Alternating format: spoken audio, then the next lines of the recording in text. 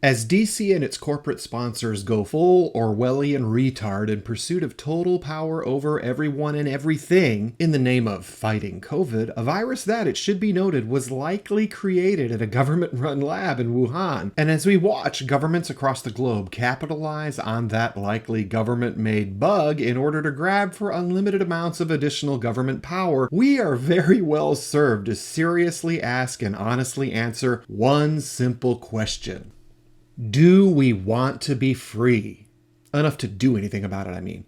Do we want to be free men and women, or do we want to be slaves and human resource cattle for the elite abuser class to do with as it sees fit? That's what we need to ask ourselves right now as those abusers ramp up Lockdown 2.0 and move closer to trying to mandate that we all inject experimental gene therapies or whatever else they come up with into our bloodstreams. Seriously, just pause for a moment to think about that. Are we so lame, so programmed and so weak that we now just assume that the government has the legitimate authority to shut down our businesses, lock us up in our homes, and inject us with whatever experimental concoction they want to put into our bloodstreams? I mean, really, is that where we're at? Apparently, yes, at least for many. Now, before diving further into that, if you appreciate content like this, please subscribe to the channel. This channel is new and requires a lot of my time to get it off the ground. So sharing videos, liking videos, and subscribing to the channel helps a lot. And if you want a deeper dive into subjects like this, sign up for the weekly newsletter at hellrazerreport.com. Okay, now on to the big question that will and should only get bigger as this march into DC-managed totalitarianism madness continues. And that question is, are we free to leave? And if we are free to leave, isn't now the time? If DC has gone so completely mad and become such a destructive, dysfunctional system as to openly wage war on even the most basic freedoms, isn't it time to go? Shouldn't any sane, freedom-loving people be raising their hands and saying, okay, that's enough, check please, we're out of here? If not now, when? After we can't leave our homes? After we've been injected with 2, 3, 10 doses of God only knows what in order to make us even more compliant and even more dependent on the truly evil creatures running the show in Washington, D.C.? Should we wait until after they shut down all small businesses and funnel literally all economic activity and profits into the coffers of Washington, D.C.'s corporate sponsors? Is that what we're going to do? Is that how long we should wait? I sure hope not. And more people are starting to agree, thanks primarily to Covidmania and the tyrannical impulses that it's inspired in DC and other wannabe Big Brother states across the globe. Thanks to big government's mad grab for power in response to what was very likely a big government-made virus, we are seeing the danger of big government more clearly than ever before, which is another way of saying that we're seeing the need for radical political decentralization, the decentralization of political power. We're seeing the need for that more clearly than ever before. And in that context, secession is moving quickly from a forbidden heretical concept to a viable solution worthy of serious consideration. It's more and more being understood as a legitimate way of escaping the elite abuser class's house of horrors before they can completely shut the door on us and then nail it shut for good. Peaceful separation, peaceful secession, peacefully leaving an acutely destructive and abusive political relationship is no longer something to avoid even thinking about. It is something that now must seriously be considered. If you appreciate this perspective, subscribe to the channel. If you want a deeper dive into subjects like this, sign up for the weekly newsletter at hellrazerreport.com.